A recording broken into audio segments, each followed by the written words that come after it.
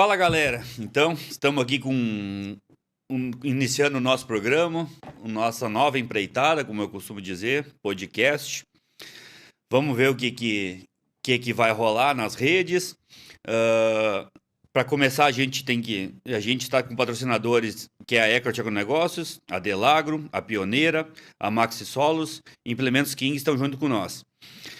Então, pessoal, para começar, não podia ser ninguém mais, ninguém menos que o meu professor, um cara que eu admiro demais, um cara que quando a gente começou lá atrás desafiou a empresa, um cara que eu admiro demais, um cara que a gente escuta ele falar, a gente vê que ele fala com convicção, que ele fala aquilo com certeza, com coerência.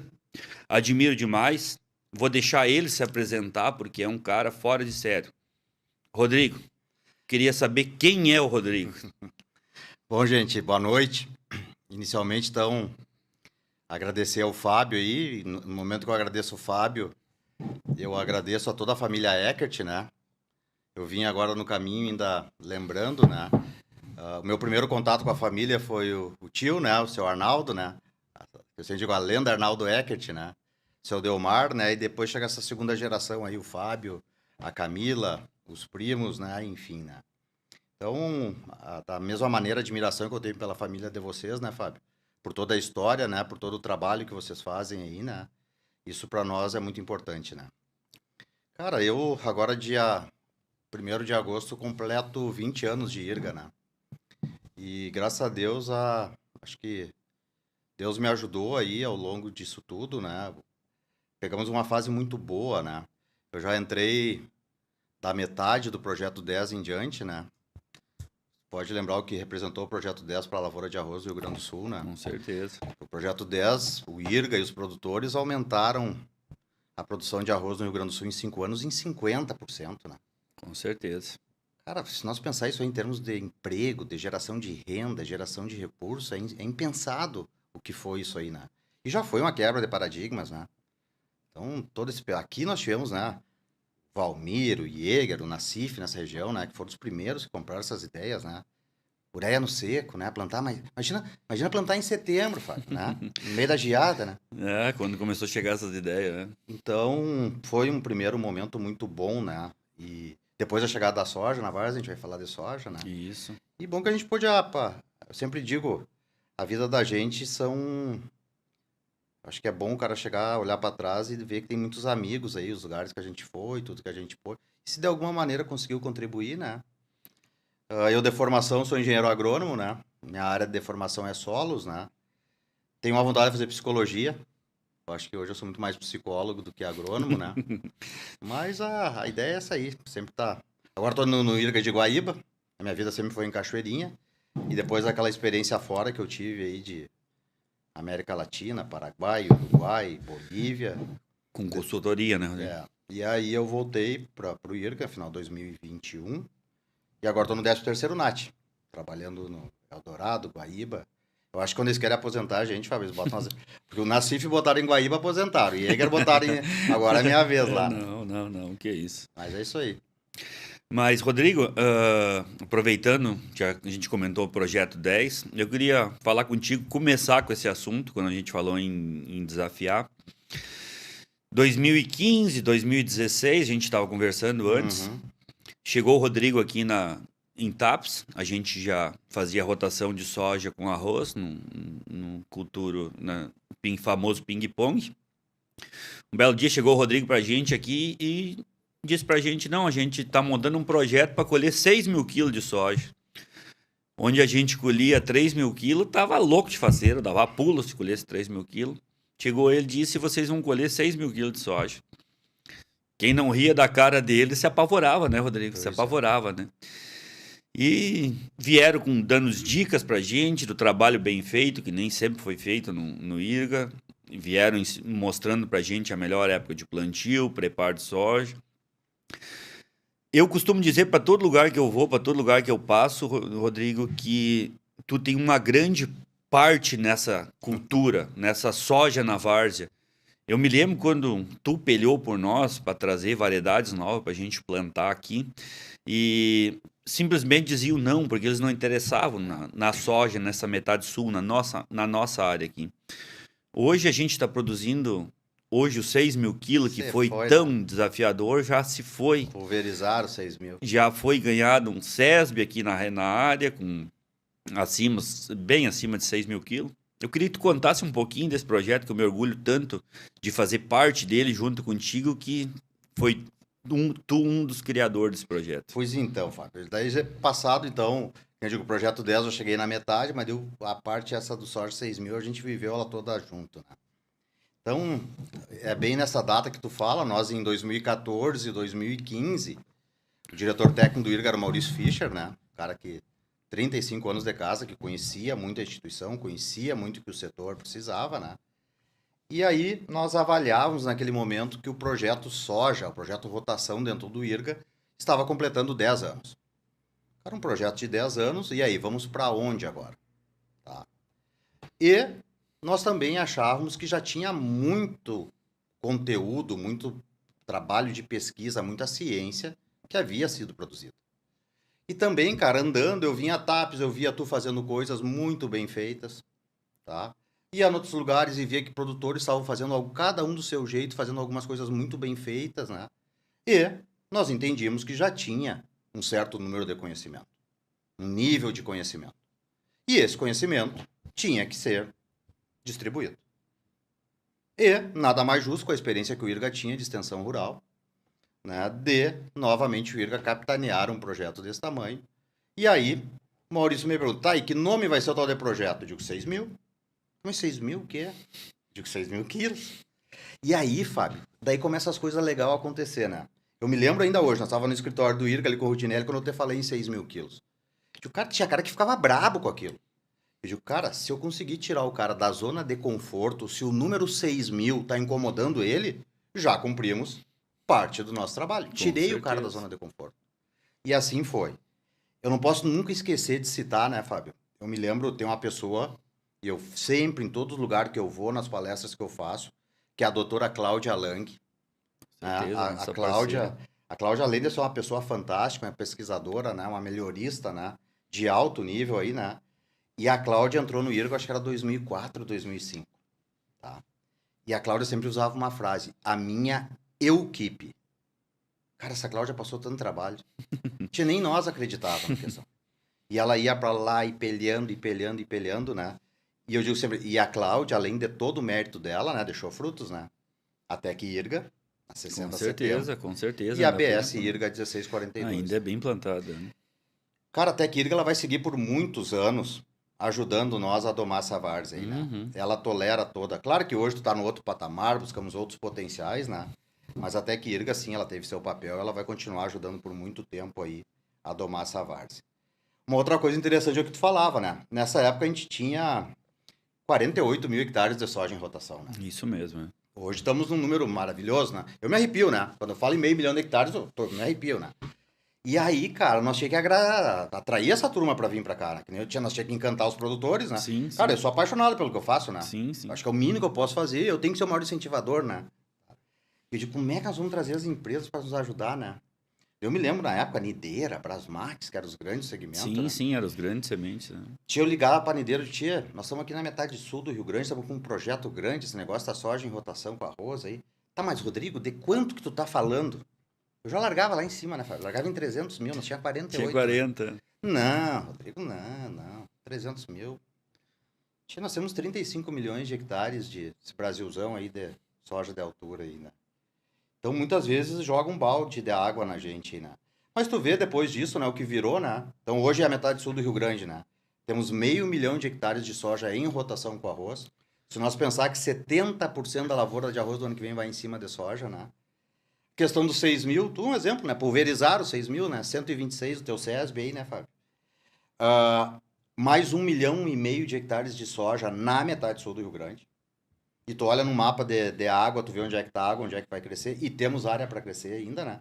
E hoje, e com razão, os olhos de todos os grandes do agronegócio, né? Também olhando a metade sul do Rio Grande, né? Isso a gente percebe que aquela vez é uma das peleias que o Rodrigo sempre falava, tentava ir nas detentoras de semente de soja, simplesmente eles não interessavam nesse mercado. Esse mercado para eles inexistia, era muito pequeno. A gente tinha, naquela época, né, Rodrigo? Época de 6.000, 1, 2, 3 variedades para plantar. Isso aí. Hoje, se a gente quiser, hoje é a dificuldade, hoje mesmo, eu estava tentando montar isso, é uma dificuldade porque de tantos materiais que tem. Graças a vocês, graças a Cláudia, que vocês espelharam por isso.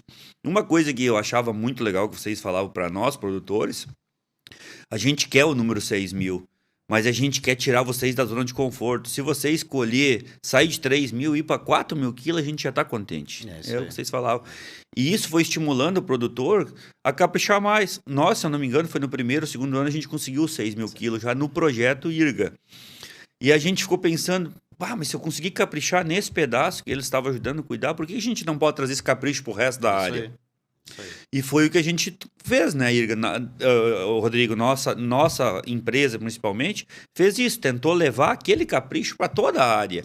Que eu acho que, no fundo, é essa a ideia. É essa a ideia, tentar trazer esse capricho. Fazer um pouquinho primeiro e depois transformar, multiplicar para toda a área. Né? É isso aí. E outra coisa que eu costumo dizer para todo mundo também, que creio eu que se não tivesse soja na várzea hoje, também não tinha arroz, né, Rodrigo? Eu acho que a gente tem uns momentos da lavoura, né, Fábio? E esses marcos são bem na história, ao longo do tempo. Claro que tiveram muitos colegas e produtores que não aguentaram, né? Mas tem algumas, sempre a gente marca ao longo dos anos aí, né? Eu acho que o primeiro virada da lavoura de arroz é meio coincidente ali a chegada do Clearfield, 2003, ali do Projeto 10, né? Então era aquele momento que não podia mais se adubar nessas áreas, arroz vermelho, né? E aí chega uma ferramenta, né?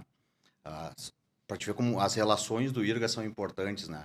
Primeiro cultivar Clearfield fora dos Estados Unidos foi a do IRGA, foi o 420, saudoso 422 CL, né? Sim, sim. Então a importância que tem essas relações internacionais que as instituições amarram, né? Uma empresa que nem a BASF que aportou essa tecnologia aí, né? Então, aquele primeiro salto, né? Saímos de 4, 5 mil para rapidamente ir para 7, junto com o Projeto 10, né? Eu acho que a gente teve um outro momento bem marcado na história, que é a chegada do 424, né? 424. 2008, né? Mudou o patamar. Mudou o patamar. Daí, eu acho que ali por 2008, 2010 é a hora que a soja chega forte, né? Então, nós temos um novo crescimento de produtividade na lavoura de arroz, né? E se tu me perguntar, e agora, Rodrigo? Nós estamos aí em 2024. O que tu pensa? Onde é que a Eckert está, né? Eu vejo hoje, eu estava vendo antes teu pai, o seu Arnaldo falando, né? Cara, hoje vocês são produtores de 220, 230, 240 de arroz, né? Isso é natural. Eu vejo vocês falando isso de uma maneira muito natural. E eu estou enxergando que manejo vocês têm para mais que isso. Hoje a tecnologia que vocês usam, os equipamentos, o nível de manejo, adubação, o sistema de rotação, eu penso, Fábio, que nós estamos num momento que a gente precisa de genética de novo. Genética. A gente já está pedindo por genética. O 424, se tu pensar, ele foi lançado em 2008. Então eu digo, é um vovô, né, dos seus 16 anos aí, entre versão não Clearfield e a versão ainda é o mais plantado, né? Só que isso é arriscado, Fábio. Isso é arriscado para nós como instituição, né? O IRGA não pode viver eternamente de um 424, né? E também para vocês como setor, né? Se tu pensar hoje o 24 ainda tem mais de 60% da área do Rio Grande do Sul. Então nós precisamos sim que essas empresas públicas, empresas privadas, tragam novamente um substituto para o 424 e principalmente que ele responda ao nível de manejo que vocês estão usando. Para mim hoje a tecnologia, o manejo que vocês têm é para 14, 15 mil quilos. Nós precisamos de genética para esse potencial produtivo aí, né? A gente já está percebendo isso, né, Rodrigo? A gente ia tocar no projeto 10+, que quando chegou também, que ano foi? Aquilo foi 2016, 17. 2016, 17, a gente colhia 6.000 quilos, 7.000 quilos de arroz, também chegaram com a proposta 10.000 quilos, justamente para tirar a gente da zona de conforto também. E a gente também, 10.000 quilos de soja, a gente sabia, de arroz, a gente podia, algum cantinho a gente sabia que dava isso, né? Mas a área comercial, 10.000 quilos, era muito difícil naquela época, né? Eu não se ouvia falar, né? Mas aquilo foi alcançando assim com uma naturalidade, né? 2, 3 anos a gente já estava escutando lavouras comerciais de 10.000 quilos. Hoje já está surgindo assunto 15 mil quilos. É, A gente tentar chegar nesses 15 mil quilos, que também a gente já tem pedaços tem da pedaço, isso. propriedade que produz isso. Mas para a gente conseguir segurar uma média dessa, de 15 mil quilos, eu acho que já está faltando genética mesmo, né? Porque, cara, eu entendo tudo, eu respeito. Ah, Rodrigo, arroz de mais, arroz de menos, né? Agora nós estamos no momento, se nós tivéssemos arroz de mais, não seria problema, né? Sim. É. Mas são coisas que nós não temos controle. Mas eu, Rodrigo, técnico do IRGA, Fábio, eu só conheço uma maneira de tu baixar custo na lavoura de arroz. Que é produzir mais, amigo. Produtividade, é o que eu digo. Nós temos que Produtividade. produzir mais grão por área. Por área, por área. Cara, os custos da lavoura, eles vêm, é normal, tudo vem subindo, insumos, fertilizante, e cada vez vai ser maior. E se tu produzir mais, tu vai baixar esse teu custo, né? Eu não conheço outra forma. Ah, porque vai vir o fulano, vai te ajudar, Fábio, que vai vir... Cara, tomara que venha um governo e te ajude, que eu nunca vi, né? Mas por enquanto, a maneira que eu conheço, cara, tu vai ter que produzir mais, meu amigo, em cima da mesma área que tu tem. E uma coisa que eu vejo, tu pode até ter mais experiência que eu, mas tu produzir uma lavoura hoje de 200, de 10 mil quilos, 12 mil quilos, tu produzir uma lavoura de 7 mil quilos, não vai mudar muita coisa no teu custo. Às vezes uma lavoura que se arranca mal, tu até gasta mais na lavoura para produzir mais. Mesma mão de obra, mesmo equipamento, mesmo semeador. Talvez um pouquinho mais de adubo, né, Fábio? Talvez um pouco mais de adubo, mas talvez ali por não fazer um capricho, gaste um pouquinho mais com herbicida, né? Talvez, né?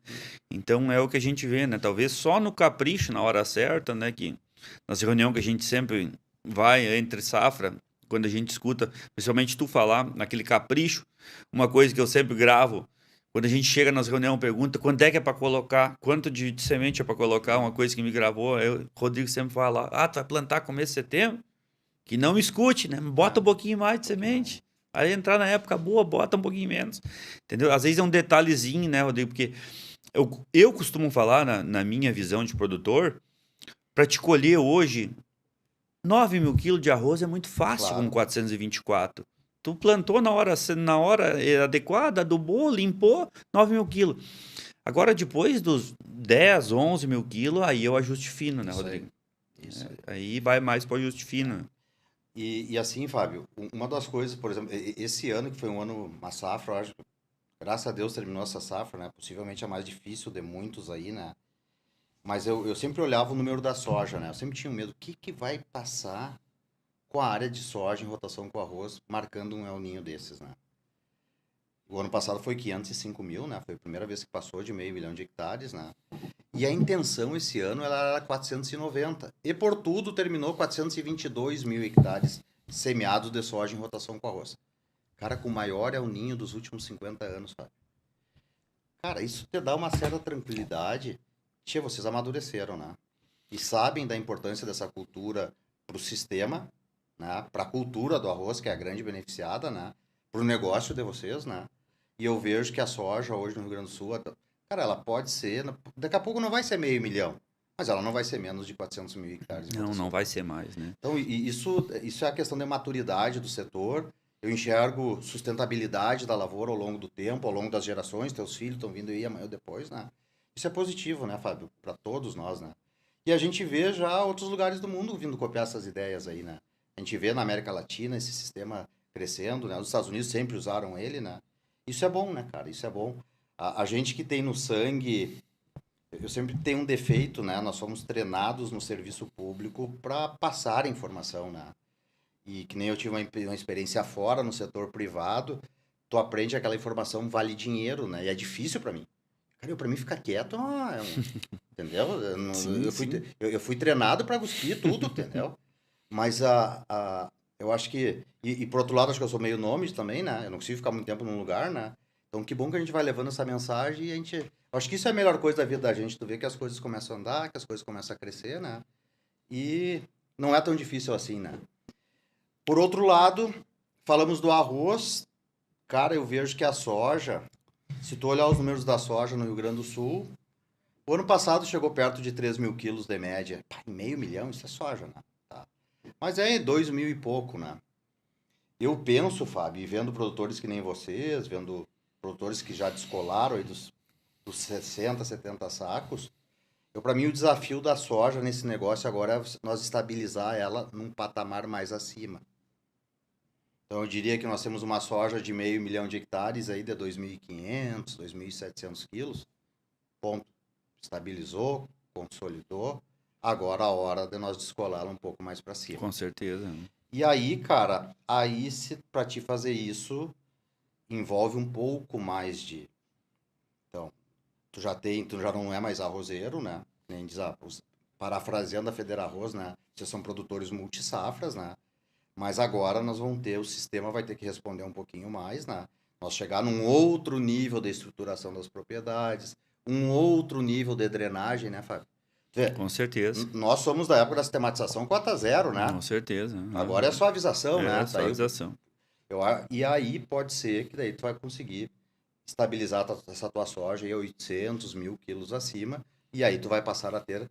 Cara, é aquela história, não é porque a soja está 115, nós vamos se apavorar se tu tá num patamar acima de 4 mil quilos de soja, né? É a produtividade que a gente estava falando no arroz, Exato. vale para a soja também, até porque o custo em sacas, né, tá bem elevado, né, Rodrigo? Claro. Então, e eu acho que está entrando muito isso na cabeça do produtor também, que até pouco tempo atrás a gente ainda escutava isso, tu que anda mais na estrada que eu, muito produtor de arroz ainda pensava em plantar soja para limpar pro arroz, né? Hoje já tá um negócio muito profissional, né? A gente, para passar dos 3 mil quilos, 4.500, que a gente, é no detalhe, né? Tu tem que aprender a tirar a água, tu tem que ter uma adubação correta, tá se usando bastante já sistemas de irrigação também. Na várzea, né, Rodrigo? Eu vejo que a gente está num lugar um pouco mais privilegiado nisso.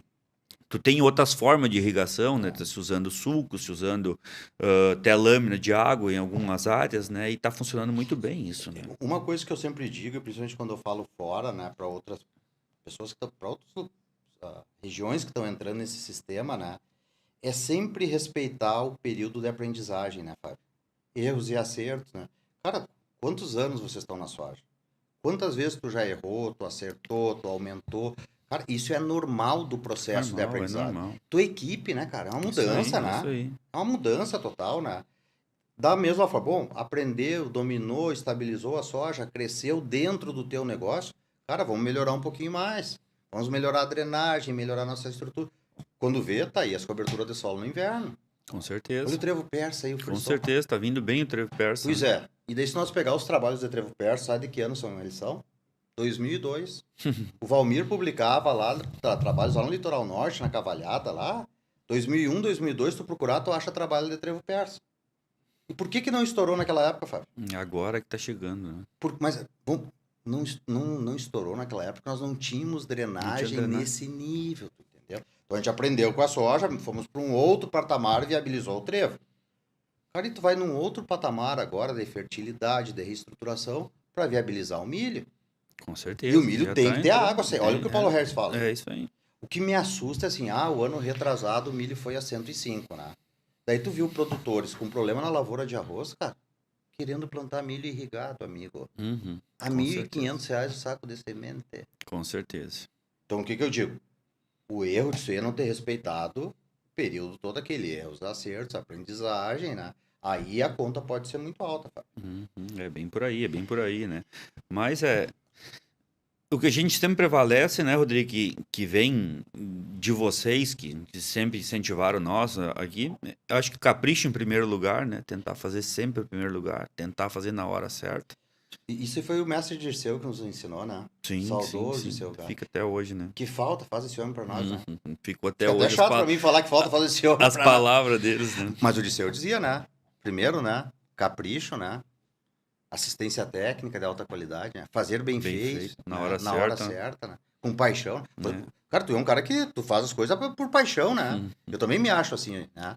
Cara, se nós não gostar da gente, não gostar do que a gente faz, né, Fábio? Como é que tu vai convencer a tua equipe a fazer isso, né? É, isso aí, bem assim. Cara, eu me lembro que no final do segundo ano dos 6.000, a gente saiu para dar uma volta, escutar vocês, escutar o pessoal de Santa Vitória, pessoal que era melhor no Soja 6.000, né? Que tinha os melhores resultados, né? E a gente começou a pontuar e perguntava aí, Fábio, por quê? Cara, apareceu primeiras coisas que a gente achava, vai aparecer, cultivar tal, calagem, drenagem. Cara, apareceu coisas em primeiro lugar.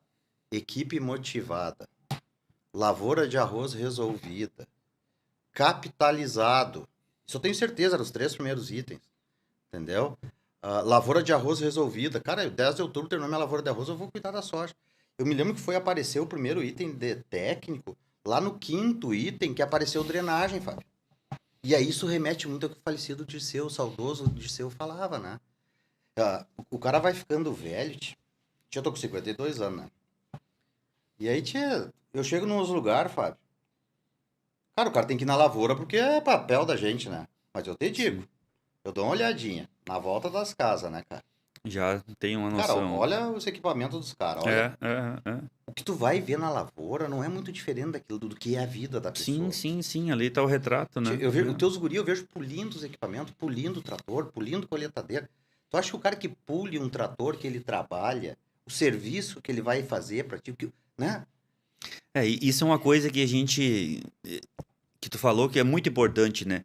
Uma equipe motivada, uma equipe contigo, junto contigo, cara. né? Esse ano mesmo, né, Rodrigo? Pra mim foi, eu digo desde o começo, pra mim foi o pior ano da história, desde o começo. A gente começou em setembro. Teu pai e teu tio falaram isso pra nós há pouco. Então, a gente pega o plantio do arroz, né, Rodrigo, esse ano. As janelinhas eram muito curtas. Claro. Era aquela janela pra te tentar, quem não plantou em dezembro, né?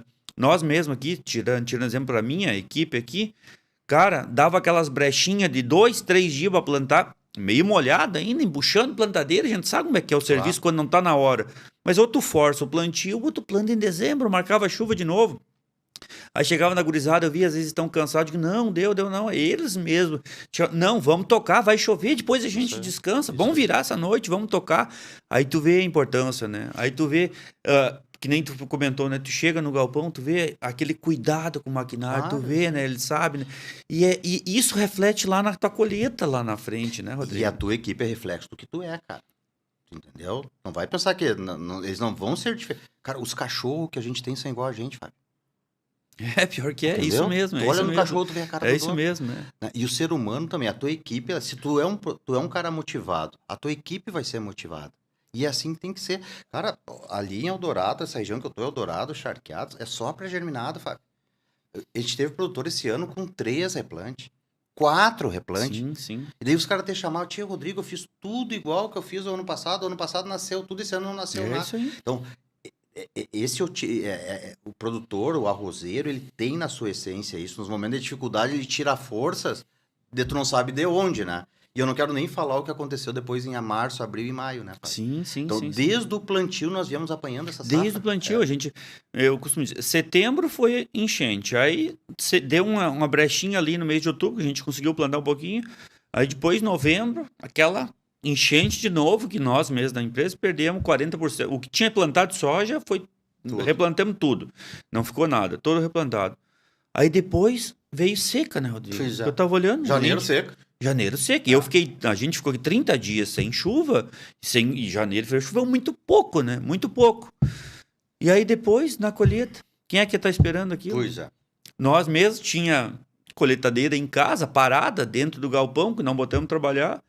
Tava marcando um mês de abril seco, que era para ser chuva bem abaixo da média. Vendemos a colheitadeira. Tu vê.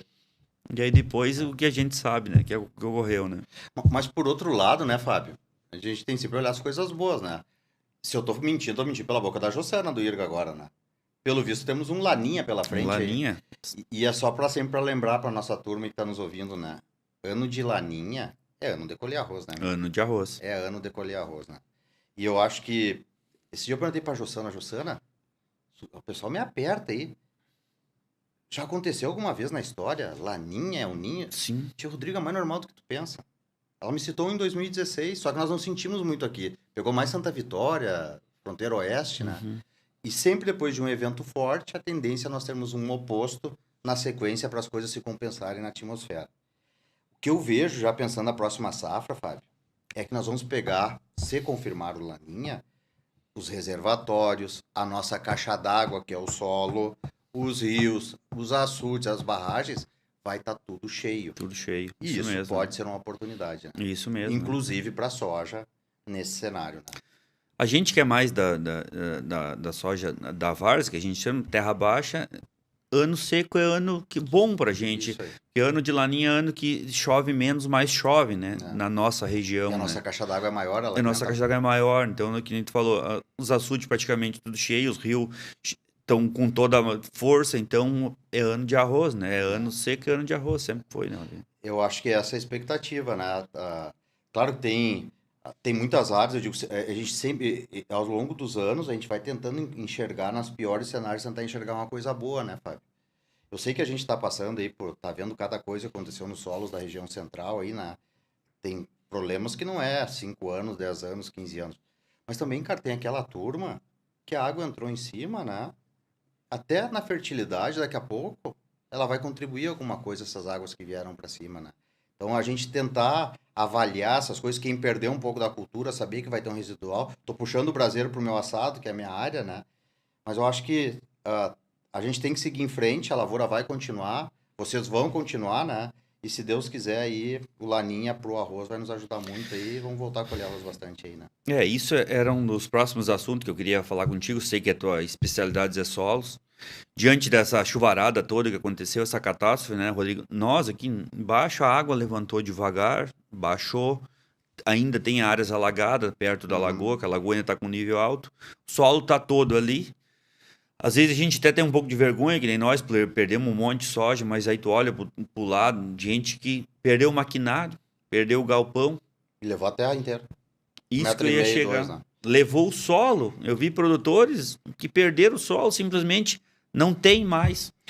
Sabe que eu vinha. Até o pessoal nos consulta, a gente vê. Tem uma turma do IRGA fazendo um levantamento aí, né? Mais um levantamento, né? Tem vários levantamentos que foram feitos aí, mês de abril e maio, né? De várias instituições públicas aí, privadas, né? E eu tenho conversado e pensado, né? Para mim, hoje nós temos 3 situações bem claras pensando em solos atingidos por enchente, né?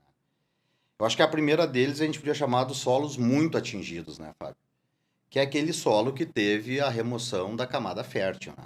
A gente teve nas redes sociais, aí rodou nos grupos aí, vários vídeos da região central, um grupo de professores de Santa Maria divulgou vários vídeos aí, né? Cara, essa situação que levou a camada fértil, ela realmente é um pouco mais complicada, né? Isso não é uma chave que tu vira de um ano para o outro, né? Então ela vai envolver um processo principalmente de drenagem para segurar o que vai ser feito nos próximos anos, né? Recuperação com plantas de cobertura, com calagem, com adubação orgânica, né? Tem que se colocar alguma coisa viva nesse negócio. Tem que colocar. Tem que colocar, né? E eu penso, Fábio, que nos primeiros anos aí, com certeza, uma das poucas atividades que vai conseguir se fazer ali nessas áreas é uma atividade de pecuária.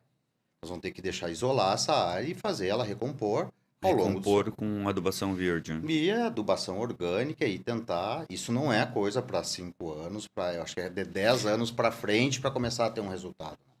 Um me perguntou isso, quanto tempo para recompor? Não tem como não saber, né, Rodrigo? Ninguém vai pegar, vai trazer solo de outra região e botar ali, né? É Isso não bem existe. complicado, Bom, né? Vai ser bem complicado. Daí eu acho que nós teríamos um segundo grupo de solos que eu chamaria dos que foram pouco atingidos ou mediamente atingidos. Que é essa turma que levou um pouco, que lavou o solo. Cara, em qualquer uma das situações, começa tudo com uma boa análise de solo, né? Análise de solo é a nossa base, né? Ela não mudou ainda. Né? Também vejo hoje que a análise física e química e biológica, ela vai nos dar bons indicadores também, né? Eu acredito que essa turma que teve uma área lavada, que eu tô chamando, cara, essa turma aí com um calcário nessas áreas aí, daqui a pouco uma adubação orgânica nessas áreas que levou um pouco mais aí, essa turma já volta a fazer agricultura no próximo ano. Se eu tivesse te recomendar, faz arroz no próximo ano, pai. Que eu sempre chamo a mágica da água, né? Digo, tudo que a gente aprendeu em química do solo, do sequeiro, quando tu traz para várzea, muda tudo, né? Sim. Então, nesse momento, a gente precisa da mágica da água. É aquele pouco nutriente, essa questão da água disponibilizar. E outra coisa, aquela maionese que a água faz. Sim, ela já vai dar aquela... Vai dando uma ajeitada. Uma ajeitada. Então, se eu pudesse recomendar para a turma que está nos escutando, eu diria que essa turma que lavou as suas áreas, né? Tentar fazer pelo menos um arroz na próxima safra. E tem a turma que é um pouco atingido. Que é aquele lugar que entrou a água, que subiu a enchente, deitou o arroz, né? Cara, nessa turma eu faria uma boa análise de solo, né? E possivelmente em alguns locais, Fábio, até a questão de algum acréscimo na fertilidade a gente ter. E para aqueles produtores que perderam a sua colheita, eu acho que a gente tem que considerar esse nutriente que está ali no solo ali Eu acho que sim. e aproveitar ele para a próxima cultura. Eu acho que nós temos 3 grandes grupos de solos: os fortemente atingidos, os mediamente e os pouco atingidos. Com certeza, que eu acho que vai ser uma das piores partes, vai ser essa reconstrução do solo para quem perdeu isso, né? O resto a gente vai levando ainda. Outra coisa, Rodrigo, que eu gosto muito que é um assunto que até que eu pedi para quem ia escutar, dar uma opinião de perguntas para fazer para ti. O pessoal de casa pergunta. E como tu gosta de falar, é um assunto que está em alta, eu queria que tu falasse um pouquinho, e eu uso muito a nomenclatura que tu falou, os bichinhos que tá chegando. Pois então, os bichinhos do bem. Os bichinhos do bem. Cara, a gente tem que se fazer entender, né? Sabe que a gente vai mudando, né? O ano passado eu dizia muito, questão dos biológicos, né? Era um processo irreversível, né? Cara, porque eu via vocês já se mexendo, usando. Se nós pegar todos os grandes do setor, né? Todas as grandes multinacionais estão hoje, ou compraram empresa, ou desenvolveram tecnologia de produção de biológicos, né? Então, daí que saía aquela frase que é um processo irreversível. E como que eu vejo hoje nesse momento? Eu chego e pergunto para um produtor: tia, como é que tu tá indo com os biológicos, bichinho? Tia, Rodrigo, tô bem. O teu bem é como? Rodrigo, tá funcionando. Sabe o que isso aí pra mim é um indicador que as coisas estão bem? Eu digo, cara, se esse cara tá indo bem com biológico, esse cara é diferenciado. Porque tu concorda comigo que nós jogássemos bichinho do bem numa paisagem lunar de 50 anos de pré-germinado que não sobrou mais nada, esse cara diz pra mim, eu não quero nem ver falar em biológico. Então, eu digo que se o produtor hoje me diz que ele tá usando a ferramenta biológicos e ela está bem, eu digo, esse cara é bom. É o primeiro sinal pra mim hoje, entre tantos que tu tem, de coisa ruim, né? Sim. Eu digo, cara, o cara me dizer que biológico está tendo retorno nas áreas dele, é o sinal que é um cara caprichoso e que já não é mais um arrozeiro. Esse cara tem um sistema de produção que, inclusive, propiciou mudar um pouco da vida do solo. Como é que eu enxergo hoje, né? Essa questão dos biológicos, antigamente, Fábio, ela era muito passional, né? Eu sou gremista ou eu sou colorado? Sim. Eu sou bolsonarista ou eu sou petista? Cara, agora mudou. Eu vejo que os biológicos, eles vêm para se somar ao manejo químico e aí nós avançarmos um pouco mais. Se somar, né, Rodrigo? Somar. É mais ou menos o que eu pensei. Eu acho que não é só biológico ainda, né? Também, assim como eles agregam muito químico, né? A gente vem usando os dois casados juntos, funcionam muito bem, no meu ponto de vista. É o que eu vejo. Cara, se tu conseguir num ano tá previsto 5 defungicidas na minha área, tu fazer 3 defungicidas mais o biológico, com certeza. Cara, é sinal que as coisas já estão melhorando, né? E pode te ajudar, né? Eu sempre digo pro produtor, nós somos acostumados com uma agricultura. Eu vou usar um piretroide na minha área. Cara, o piretroide tu vai aplicando, tu vai vendo os bichos cair, Fábio. Sim. Biológico não é assim. Sim, não é assim, isso mesmo. É um processo, não é que nem a tua caminhonete vai ali embaixo, vai ligá-la, tu vai para casa, vai desligar. Biológico não é assim. É uma mudança da concepção das coisas, né? Logo que eu voltei pro IRGA, na época era o Ricardo Crefe, era o diretor, né? E tava para ser aprovado o marco dos biológicos no Congresso Nacional. E eu tinha um pouco de medo daquilo. Cara, os caras vão lá e pegam lá, não tem que ser tanque de inox, que não sei o quê. O marco dos biológicos, ele te protege como produtor. Se tu quiser decidir por uma parte dos teus insumos biológicos, tu fazer produção on-farm, tu tem direito. Tem direito a fazer, isso mesmo. E daí voltamos naquela história de olhar o produtor. Cara, se tu é um cara caprichoso, um cara organizado, tu vai ter uma boa produção on-farm de produtos biológicos. Com certeza. Pô, se for uma bagunça, cara, tu não vai nem saber o que vai sair. Deu o caldeirão da bruxa, né, Fábio? Aí tu nem sabe o que vai sair ali. Mas eu vejo, cara, aqui que a gente vai conseguir esses solubilizadores de fosfato aí, vão nos ajudar. Já tem muita coisa consolidada na pesquisa. Já tem muito trabalho. Essas associações aí, Brad Rhizóbio em soja, com azospirilo. Pesquisador é um cara xarope, né, Fábio? E com todo respeito aos meus amigos da Embrapa ele é mais detalhista, ele é mais cuidadoso com as suas informações ainda. Eu nunca me esqueço no congresso de solos de soja em Goiânia, 2015 foi isso. Cara, a turma da Embrapa deixou meio turno num congresso, uma tarde inteira, para discutir e mostrar resultados de pesquisa da associação de Bradisóbio com azospirilo. E ao final, a rede experimental daquele ano produziu 5,6 sacos a mais. E a Embrapa crava como recomendação. Cara, se a Embrapa, num congresso de 5.000 pessoas, dedicou um turno inteiro e ela se posiciona, quem somos nós para discutir isso aí? Com certeza. Então, isso aí está consolidado, né? Cara, a Chromobacterium para percevejo. Bom, daqui a pouco não é aquelas infestações que nós tivemos no ano passado, com calor e umidade. Tinha, mas se ele conseguir manter uma população mais baixa, né? Claro. Isso. Cara, essas mesclas de bacilos aí te ajudando a, né, mancha foliar. Mancha nas doenças também, isso mesmo. Por que não, né, Fábio? Só que o produtor tem que entender que o processo dele, o sistema produtivo dele tem que estar em outro patamar. Com certeza. Cara, o cara vai ficando meio velho, acho que vai ficando meio louco, né? Eu sempre digo, né? As plantas e o solo falam com a gente, né? É sério, tem uns que não escutam, né? Hoje eu tenho coisa, por exemplo, ai, Rodrigo, fiz uma análise lá, apareceu nematóide na minhas áreas.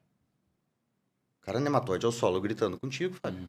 Pelo amor de Deus, tu me ajuda que eu não aguento mais. Tia, essa nossa planície aqui, tia, isso aqui tá arroz. Tá tapado de nematóide. Isso eu acho que onde é que tirar uma análise vai aparecer. Pois é, o que é? Isso é sinal de área degradada. O cara, o nematóide a vida inteira teve ali. Agora, o que nós fizemos para aquele negócio que essa população explodiu? Sim.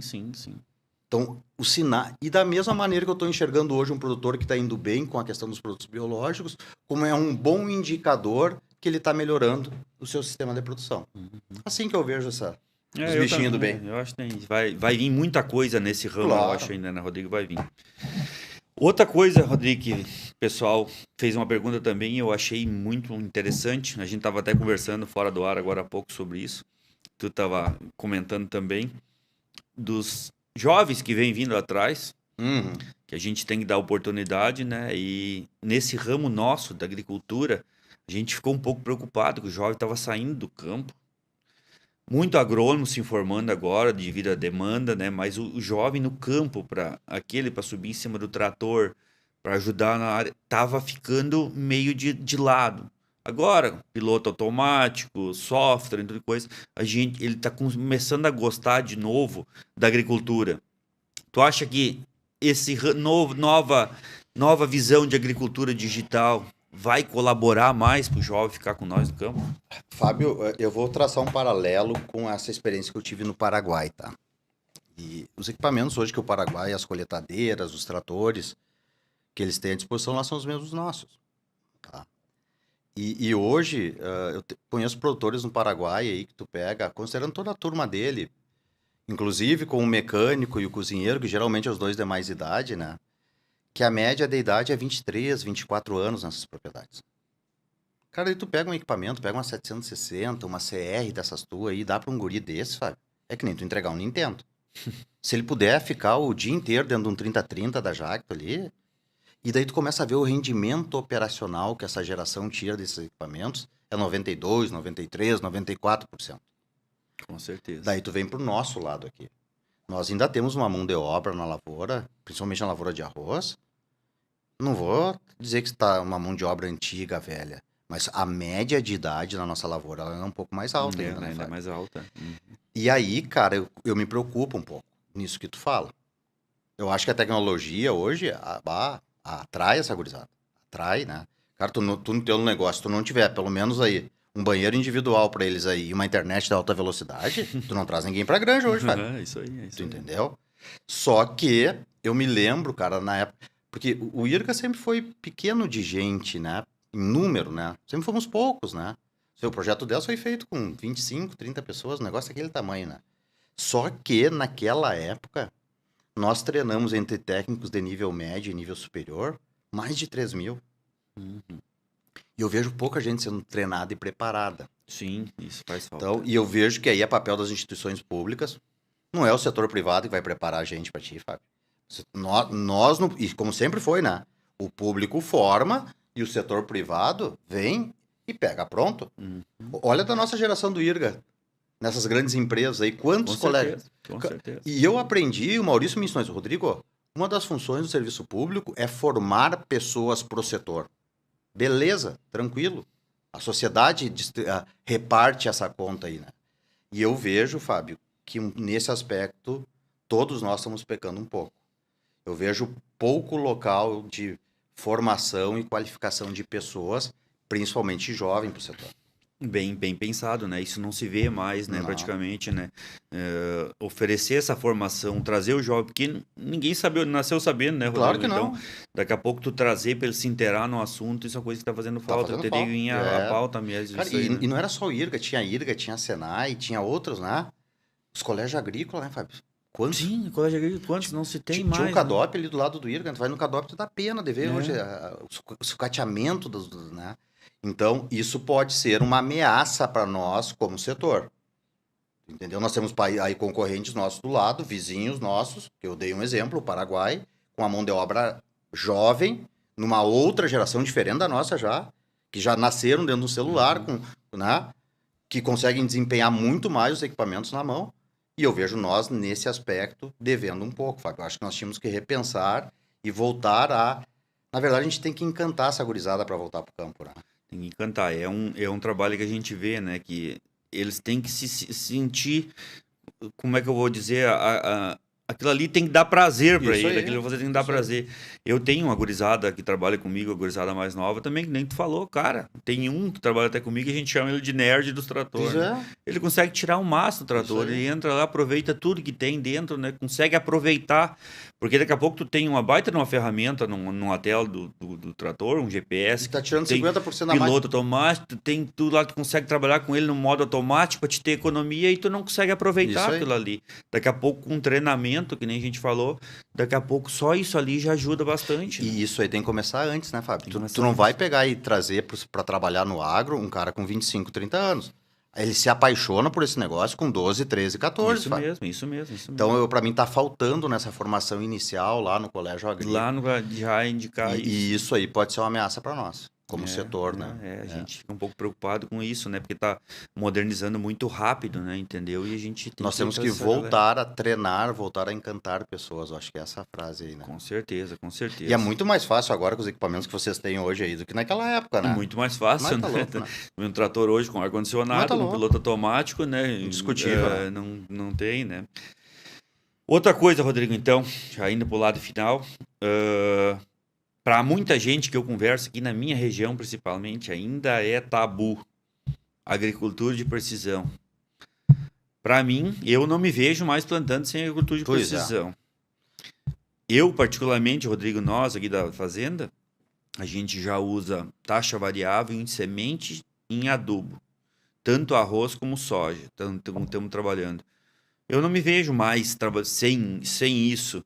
Eu poder jogar num distribuidor de calcário, de potássio, não importa. Jogar um mapa lá e deixar ele trabalhar, que vai cair a quantidade que é recomendada, né? Qual é o teu ver nisso? Fábio, isso aí eu acho que assim, ele é o resumo do que nós viemos falando até agora, né? Nós colhimos 8 mil, nós somos de 9 para 10, bom, saímos de 5 para 8, foi barbada, de 8 para 10 já, agora depois dos 10, e para mim hoje, cara, tu não pode mais tratar as coisas, não, como a lavoura lá do fundo.